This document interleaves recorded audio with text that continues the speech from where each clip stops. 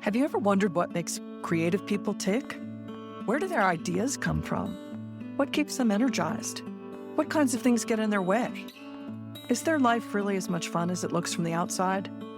Hello, I'm your host, Lily Pierpont, and this is ArtStorming, a podcast about how ideas become paintings or poems, performances, or collections. Each episode, I'll chat with a guest from the arts community, and we'll explore how the most creative among us stare down a blank canvas or reach into the void and create something new. In our inaugural season, ArtStorming the City Different, we dipped our toes into the vast ocean of creativity with a focus on some of our favorite creators of Santa Fe, New Mexico. That conversation was enjoyed by artists and non-artists alike because it showed us how we can all benefit from learning how to generate something from nothing, dream bigger, charter new territories, and solve problems in new ways. In Season 2, we're going to take that concept of generating our lives with intention to the next level. This season, we're talking about legacy, art as legacy, and how the most creative among us tackle this rich and deeply personal subject.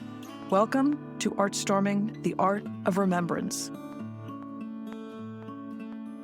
I met my next guest, Elizabeth Fergus Jean, this summer while visiting magical northern Michigan. We connected instantly. Turns out she also spends a month every year here in Santa Fe. But touring her enchanted studio near Lake Michigan was an otherworldly experience. I was immediately struck by these full-sized painted memory boats suspended from the ceiling and her nature-inspired imagery everywhere. This cemented my desire to have her on a future episode of ArtStorming based on biophilia. But then, when I was mentioning the upcoming season's theme, Elizabeth shared that she had created an entire body of work called Veils of Remembrance, dedicated to the loss of her mother. Well, that sealed the deal. We recorded the episode the very next day, and then afterward, walking her mossy labyrinth in this enchanted forest. I can't tell you how much gratitude I felt for the serendipity that brought us together. I am really excited to be here with Elizabeth Fergus Jean. I'm in Harbor Springs, Michigan, and I came to visit relatives, and of course, I had to have an introduction to one of their artist friends. So we got here yesterday, and of course, I had to have a podcast with you because this place is magic. You called it your dream studio. So say a little bit just for our listeners because they don't get the benefit of visuals, but say a little bit about this space and how special it is and how you came to have it. Well, it is literally my dream studio. I've been dreaming about having a big studio with a fireplace in the woods with a literally a long, windy gravel road back to it. Why, I don't know, but that's been part of the dream. And really, it was basically a barn shape that I always saw in my mind's eye. And so... That was the turret part of it? So the turret is that's really a nod to Carl Jung in my depth psychology background. So Carl Jung had the Bulging Tower, and so that's my tower, the nod. And it's a great way. It invites you into this magical space. Yeah. It's surrounded by windows, I would say, and it's huge ceilings with these amazing canoes. They are canoes, right? Or some type of boat shell. Yeah, they say they're, when I designed these hulls, I originally called them boat forms. And so it's a cross between a sailboat hull and a canoe hull. Okay. Except for the big one. And they are at a local boat builder, Steve Van Dam, who made the frames for me. And then my husband and I stretched them with canvas, and they were foil on canvas. And they are suspended from the ceiling, and it just creates such an otherworldly experience when you walk in. Of course, walking into that round space with that cove with smaller versions of these. So those smaller ones objects are called memory boats. And they are actually, when I began the Veils of Remembrance, it was dealing with my personal remembrance and personal memories. And then I moved out to community memories and cultural memories, and then, of course, memory of the land.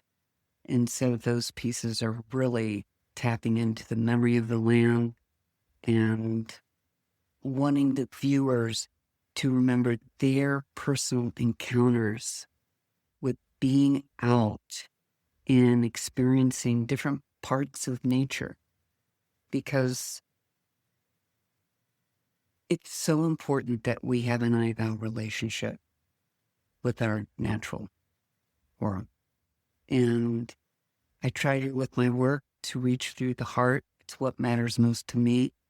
And so I'm just wanting to, I remember walking through and seeing all the oak hydrangeas, and that just kindles my childhood. You're going to want to take care of what's going on around you, rather than an I-it relationship with so many people have. So those are those small boats. Those are all 2-foot boats. The hulls themselves I designed after Nordic burial ships. Really? Yeah.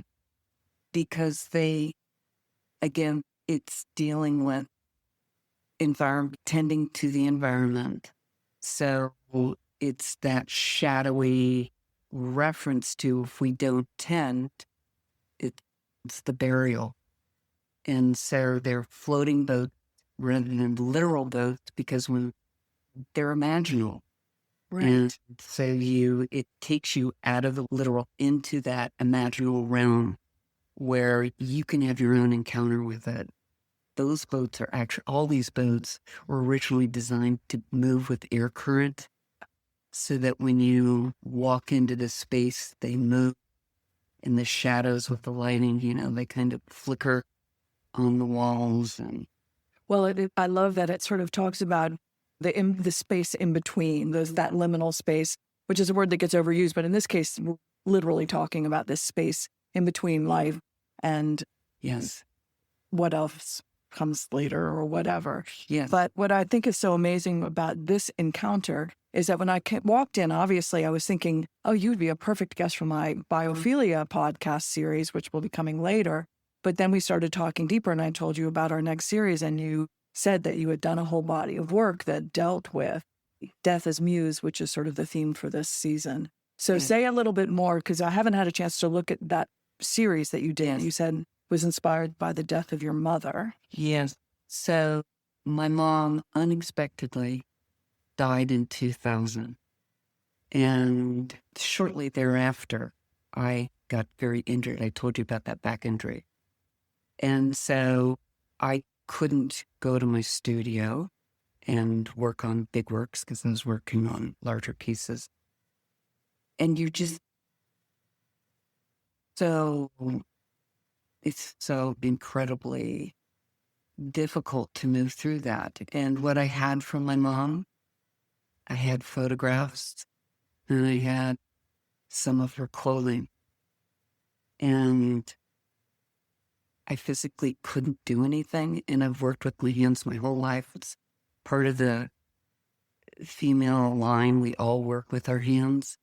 And so I just thought, I started taking the photographs of her, and I printed them on a material called polysil. And I then started applying images of my mother onto articles of her clothing, and then started beading them, started putting lace with them.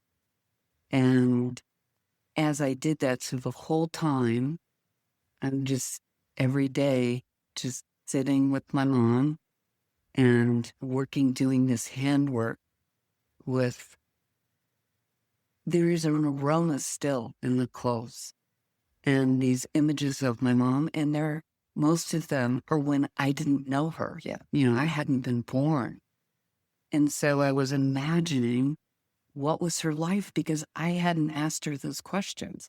I didn't know a lot of the background of a lot of the images. And so I was just weaving her life, feeding her life. And so I ended up creating a body of work, and I had a large museum show a year later. And, you always want to include your most recent work. And so I had some big boats and I had work, but that was my most recent work. And I really wanted to include it. And my husband said, you can't include that. That work is entirely too personal. Why would you ever? And I'm like, all my work is personal. You're always speaking from your heart, what matters most. I said, I need to.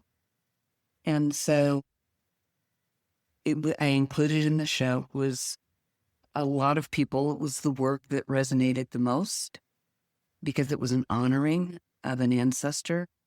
And from that, I was offered another exhibit just on that work. And so that got me going into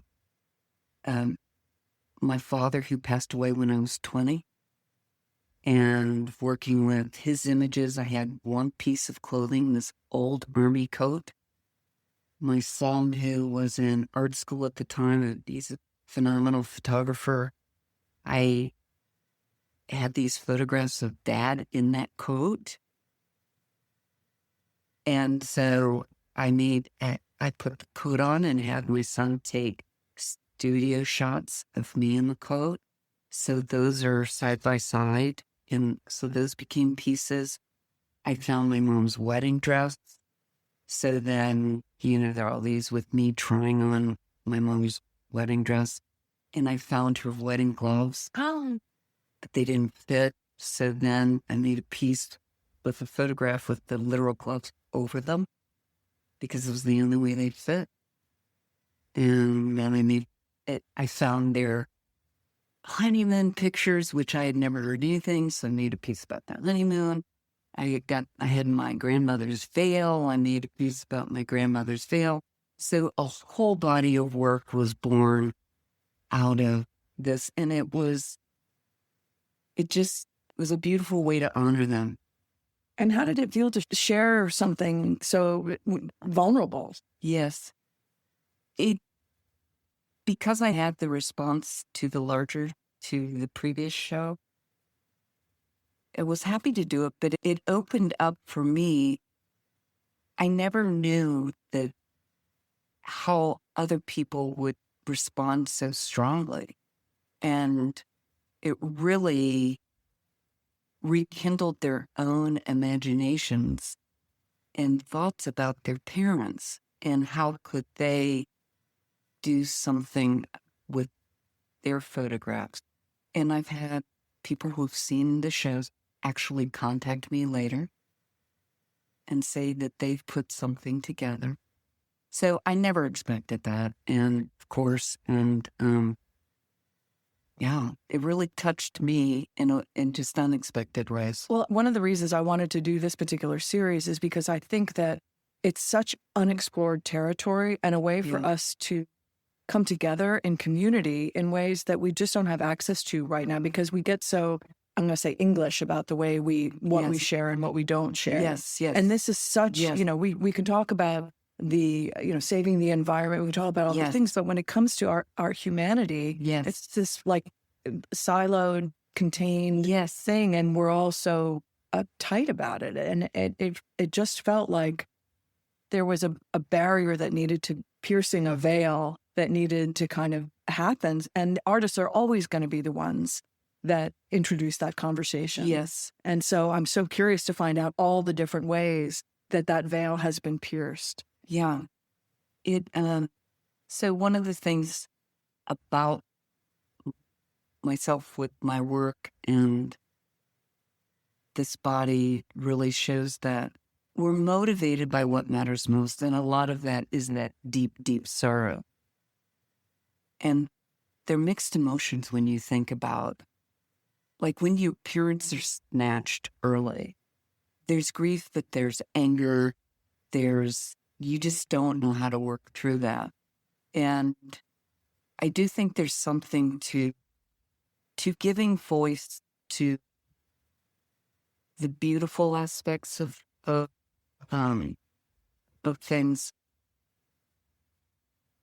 You feel the utter grief, but it doesn't have to be portrayed harshly.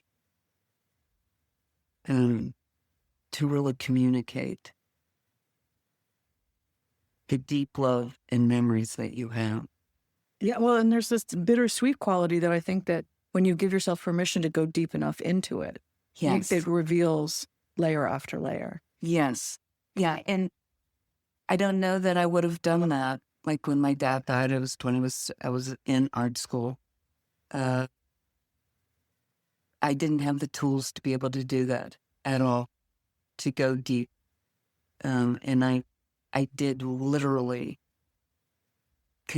English up, as you said. You know, I really didn't outwardly express that. It didn't manifest overtly in my work. I was embarrassed to cry in public. I'd go into the bathroom stall and cry. Well, had you grown up in a more reserved context? Or was Yeah, that I would something say that it was more reserved. Yeah. My dad was the big personality. My mom, less so. She's from the South, so I don't need to say more. I mean, they're proper. Yeah. And Well, I think sometimes too, until you get mature, I lost both my parents relatively young as well.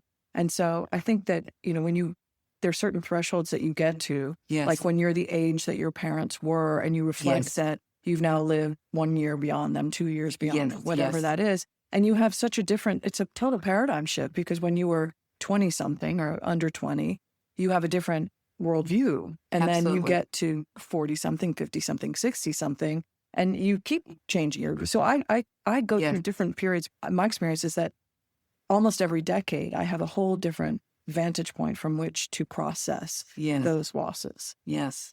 Yeah. And I feel like a body of work like you've shared gives people so at all those different stages, different opportunities to go back and revisit that in a way that's not so close to, it's sort of distant, but authentic. Yes. Absolutely. I mean, I had to do it.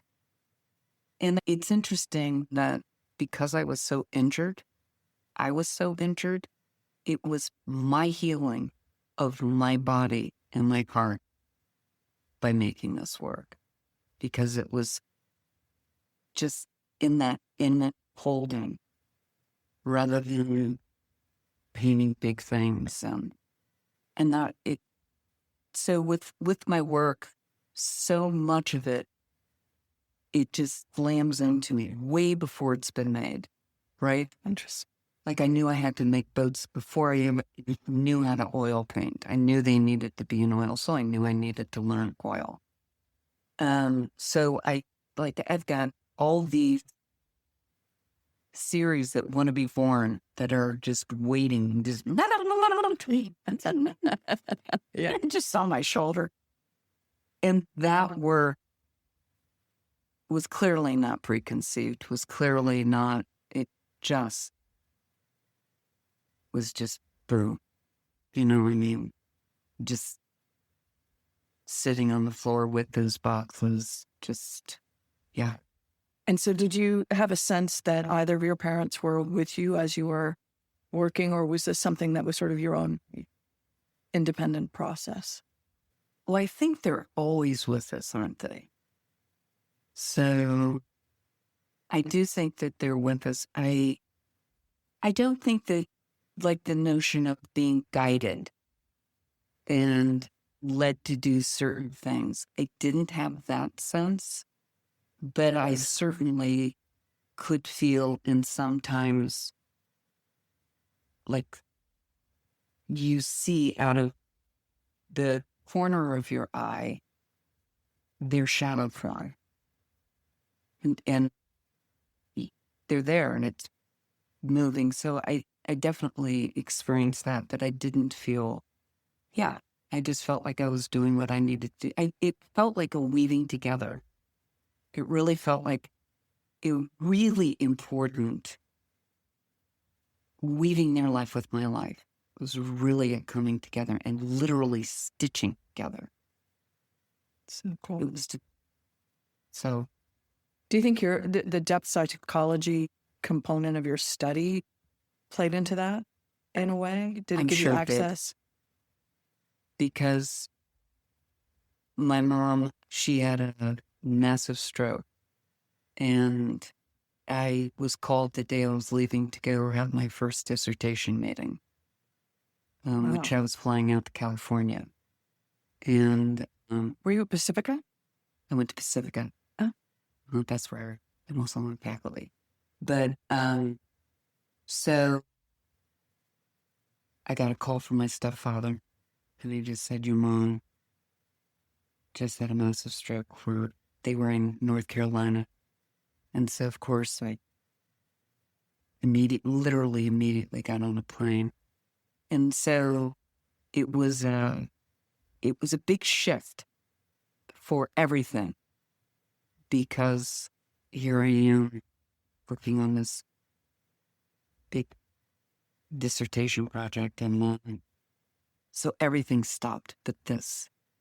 My whole life stopped but this, but tending to my mom, right? So I went down out.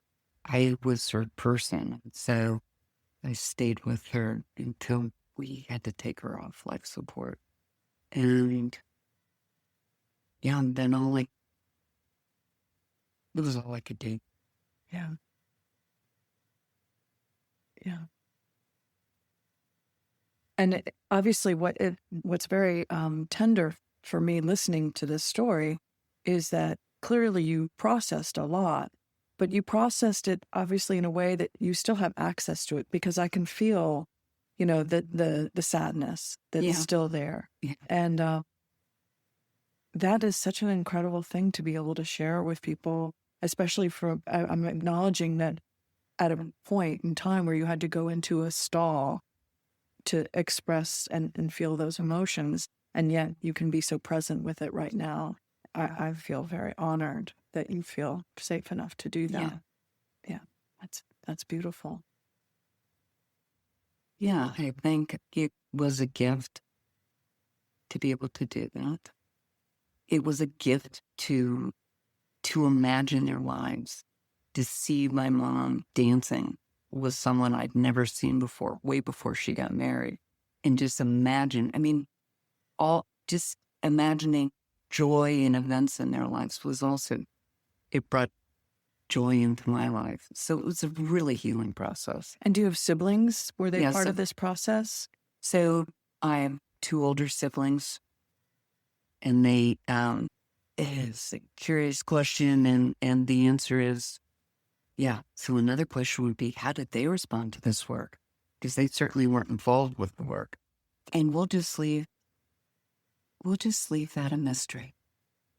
Excellent. I love that. No, I really do. I really do. Because that is how it goes, right? Yeah. I mean, and just like there's the mystery of who were the people, who was that man in the picture dancing with Ma? Yes. That's a question we'll never know the answer to. Yes. And that we have to kind of fill in the pieces. Yeah. And that's sort of I don't want to say fun because that seems to minimize it, but that's sort of where a lot of magic and possibility live, right? Absolutely. Yeah. Yeah. And so when you're teaching, you said you are involved with teaching creativity or have some creativity projects. Yeah. So has death become a muse for that practice? Well, because of this experience, I really wanted to do workshops very specifically with this material and to work with people who were moving through grief, and reached out to a colleague at Pacifica actually to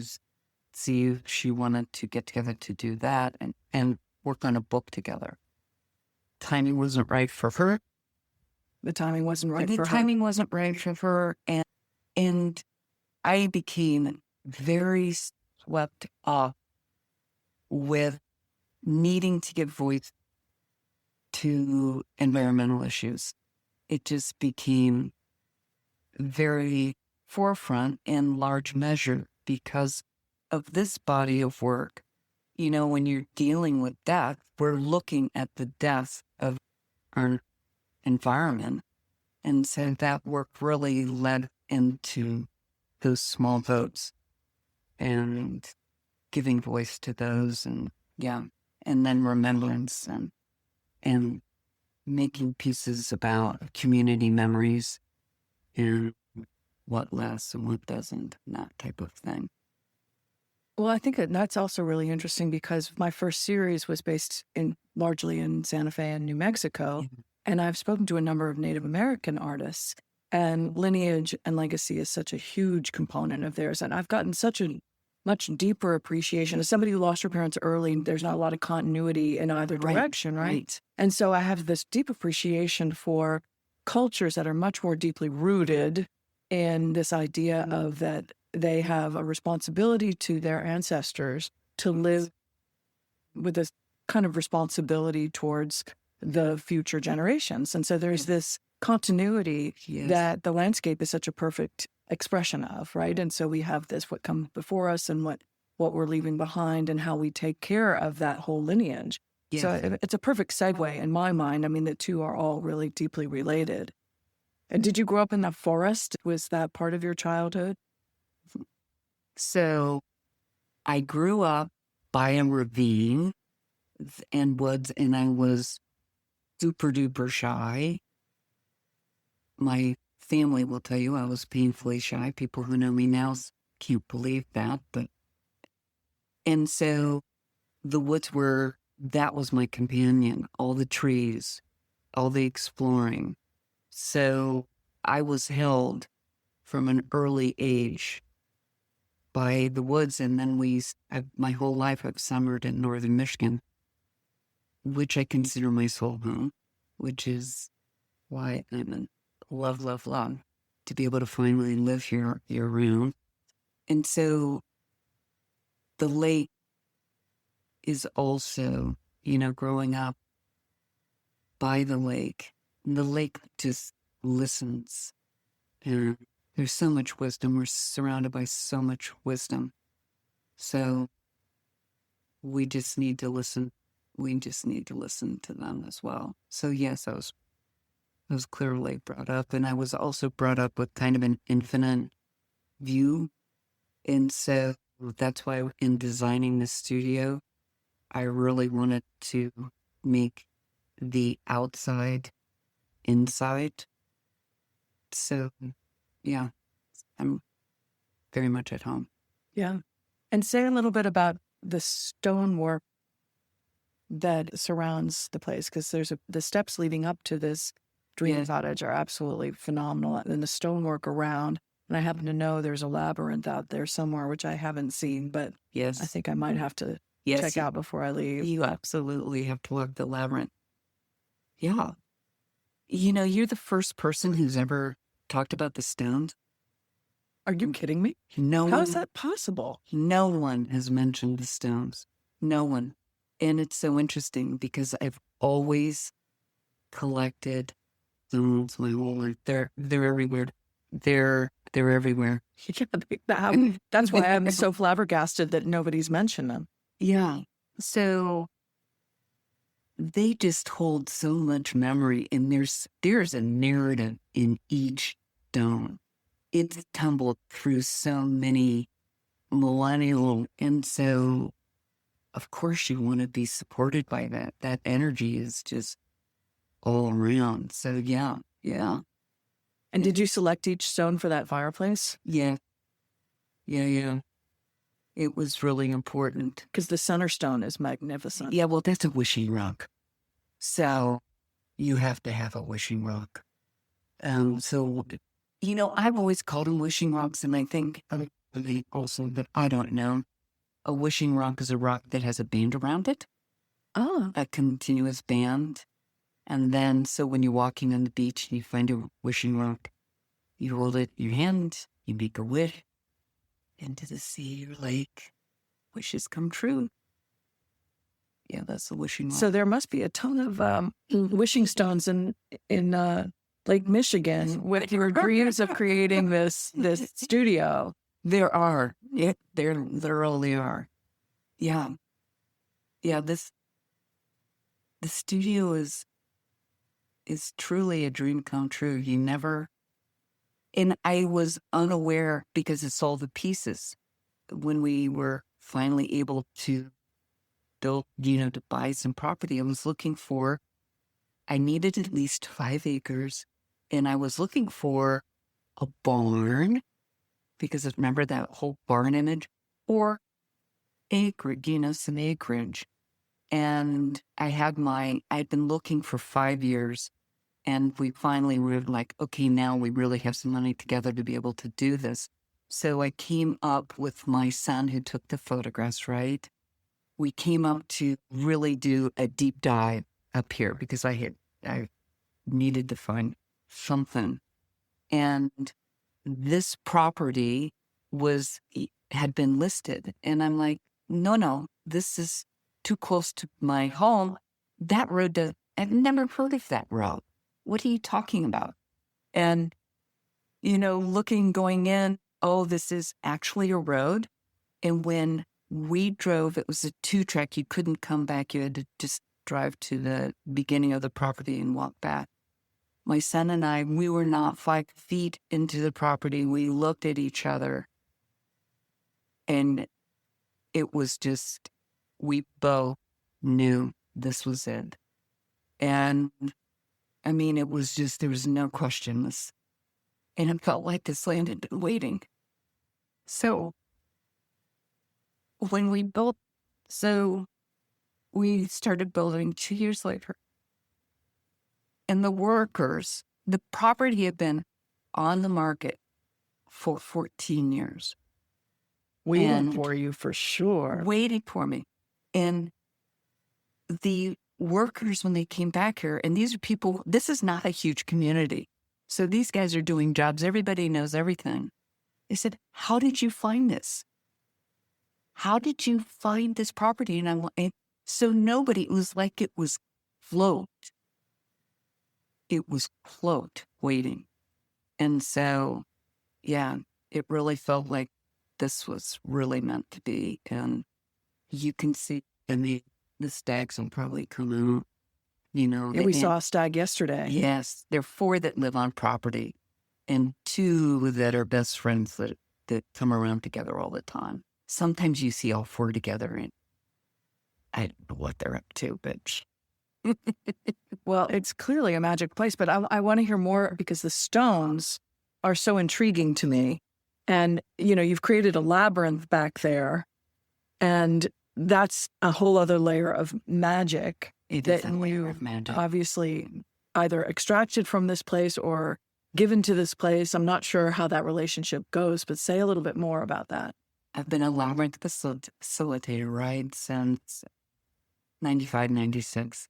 And I've always wanted a labyrinth. I mean, before, my son would literally mow a labyrinth in our backyard. And so, knowing as much as I do about labyrinths, I knew I needed a stone labyrinth, right? Because we were by the water, and that's the tradition when you're by water to have a stone labyrinth. And so in walking the property, trying to decide where to site the structure, I found the PowerPoint on the property. And so that's where the labyrinth is. It's on the ley lines, and it laid itself out. I knew the orientation it had to be. And so what's interesting about the labyrinth, I actually call it my acorn labyrinth. And then again, so there are 2 nods there. One is from our home in my ancestral home in Ohio. My mom found concretions, which are condensed minerals. They're like the pearls of the earth. And so they are and they're beautifully round. And so when she sold, I said, can I take these? So I have 2 perfectly orbs. They're on property. One's here, one's at the other place. And then one that looked just like an acorn, right? And then studying depth psychology, James Hillman wrote the book, The Acorn Theory. And so the acorn, well, it's not called the acorn theory, but it's about the acorn theory. And that's looking at Plato and the notion that we're born with a daemon, with the seed inside us that we're meant to nourish and grow. And that's what we give back to the world, right? That's our life calling. And I was brought up with that. That's how I was raised. You're born with with this inner ability. It's your responsibility to nurture it, become the best that you can, and give that to the world. And so I call it my acorn theory because three things happen back there. One is it really helps individuals when they're not sure where to go with their life, when they walk it.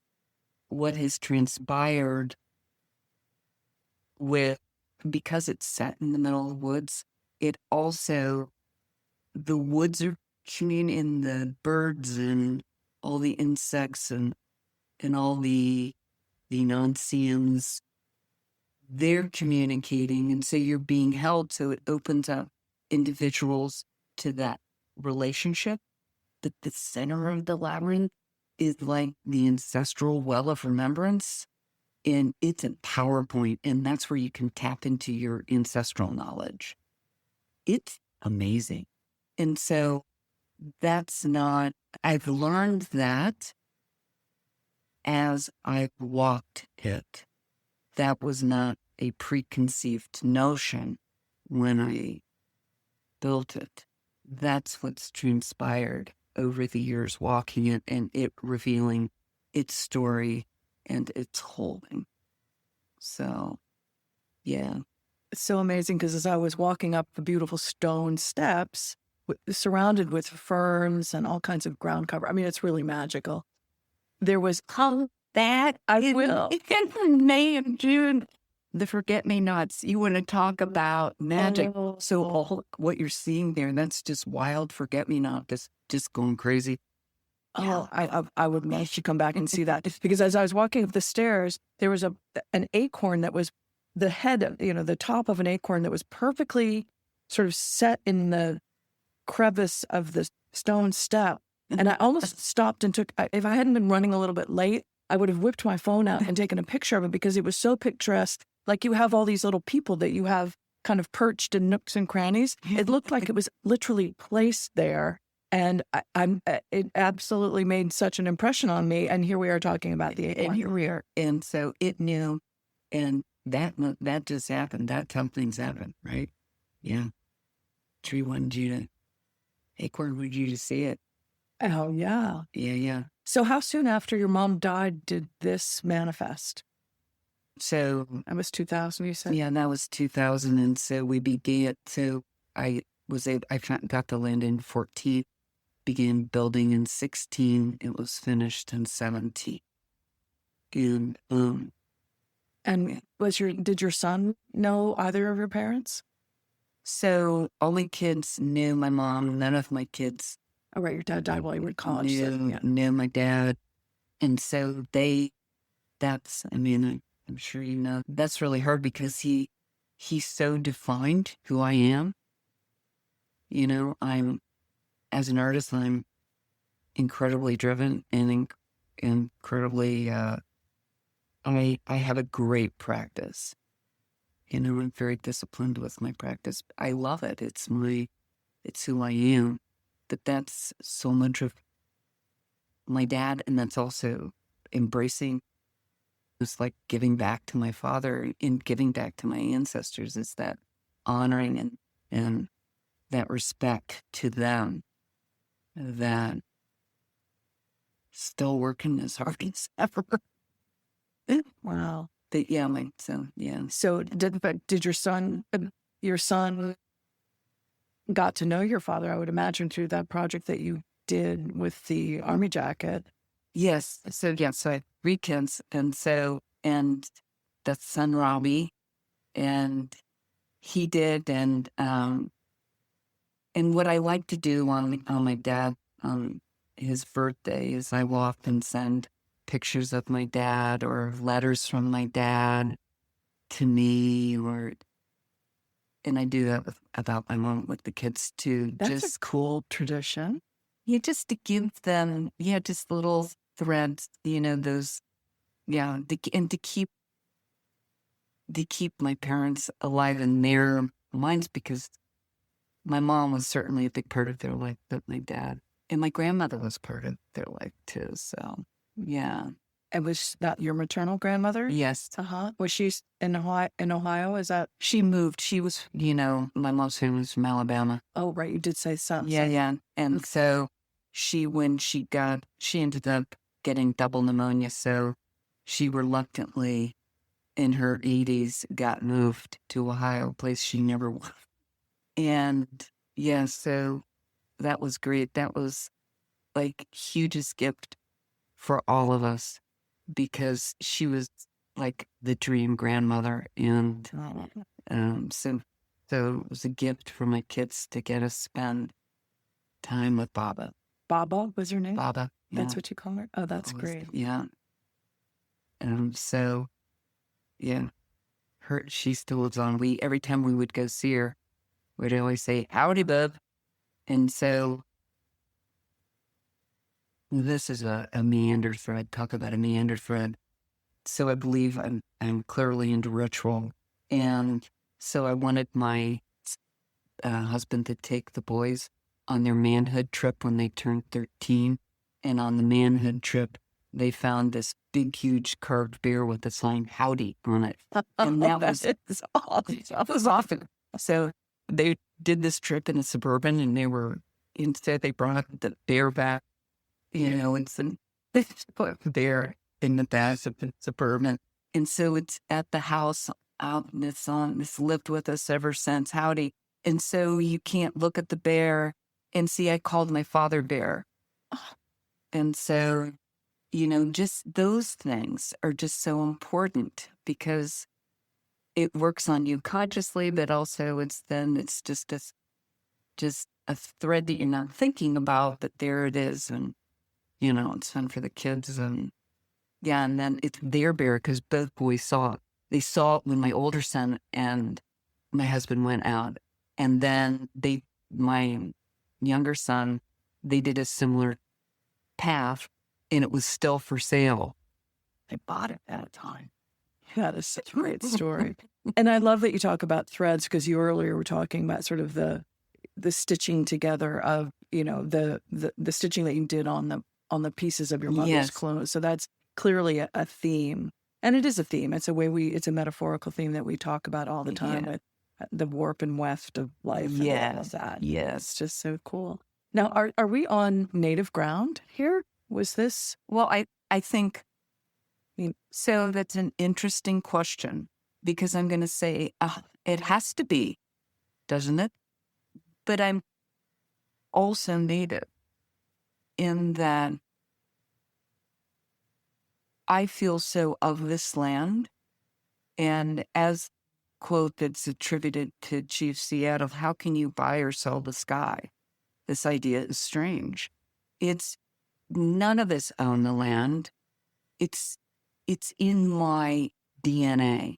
So yes, there were clearly peoples who lived here before this life of my life, right? Yeah. But we're all related.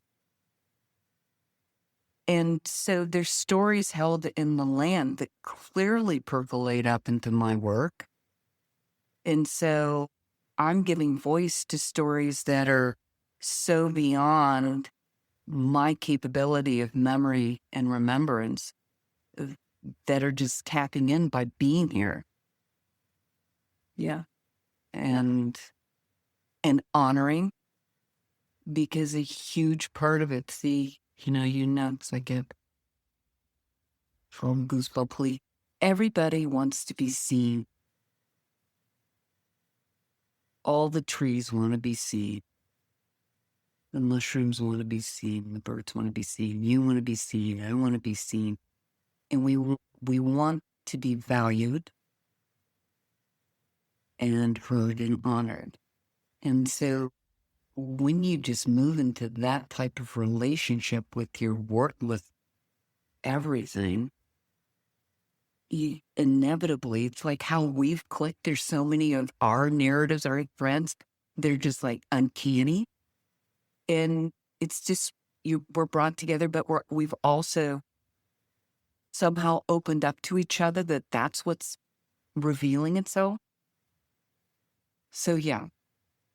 Well, it ties back to what you said earlier about, when you aren't other, like when you become one with something, Yes. and there is no other. So, Yes.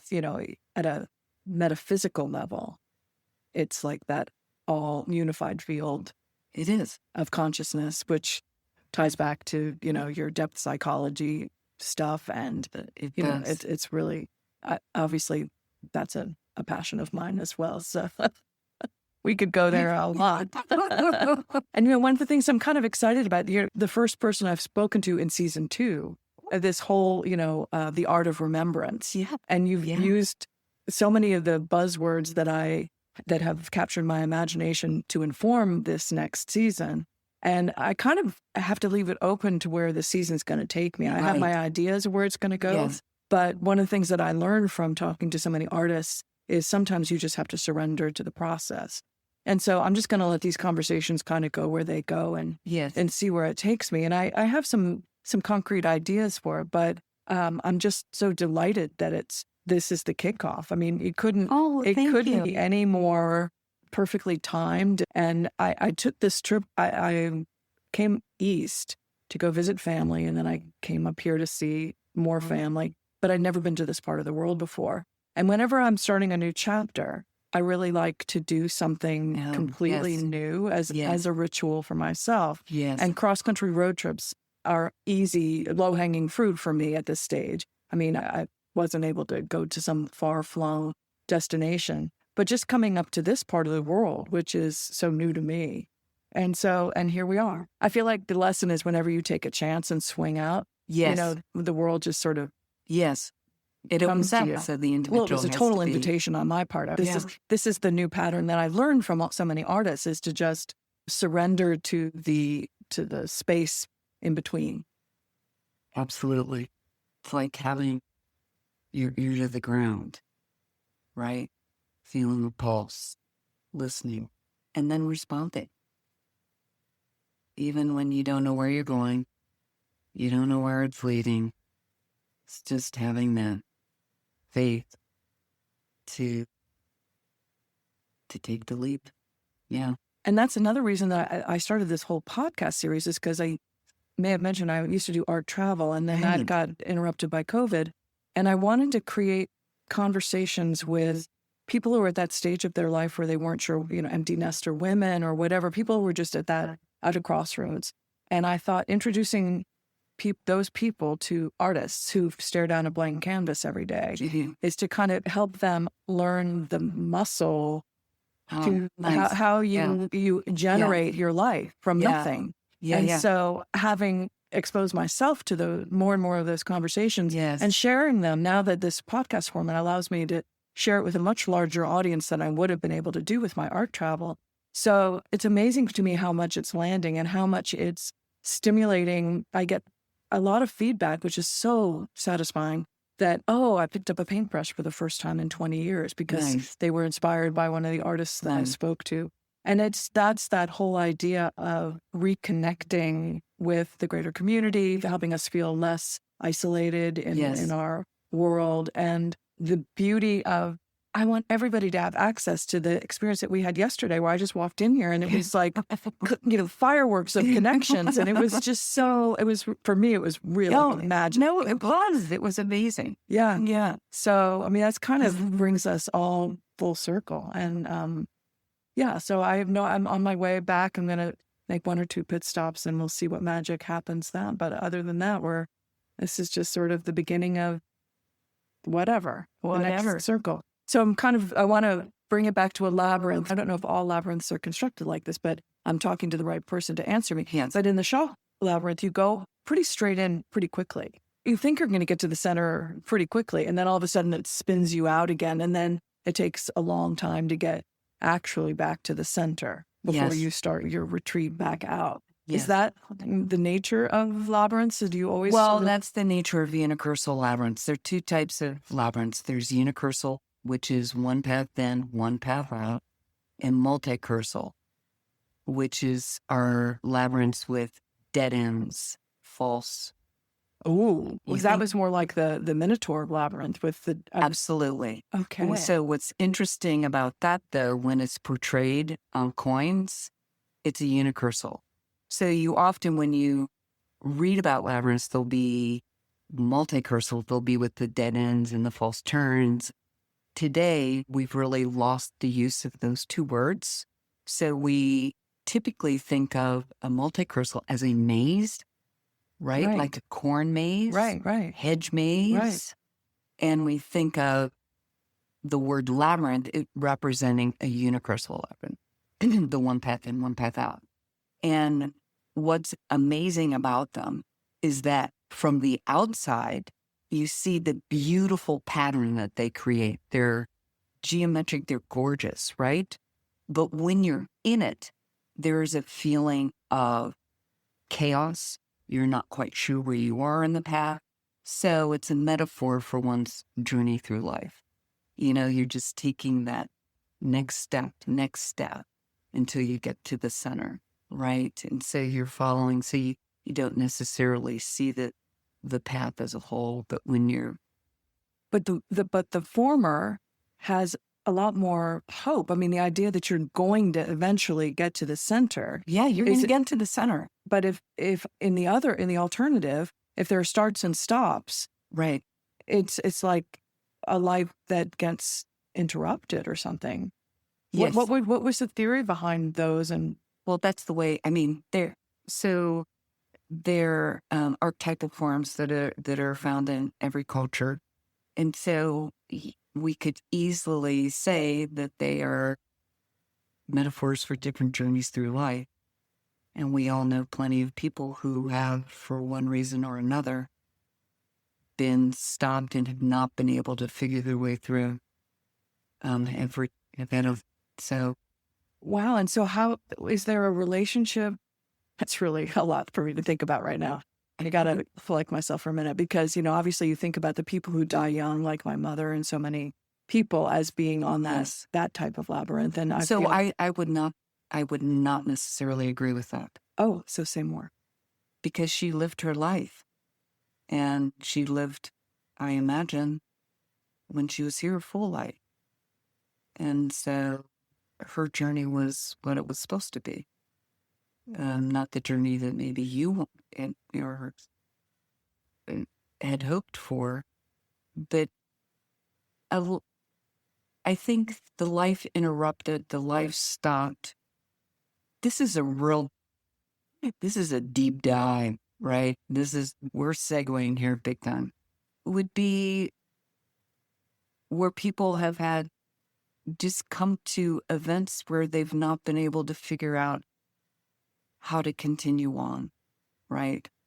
And it becomes labyrinthian and hard to navigate.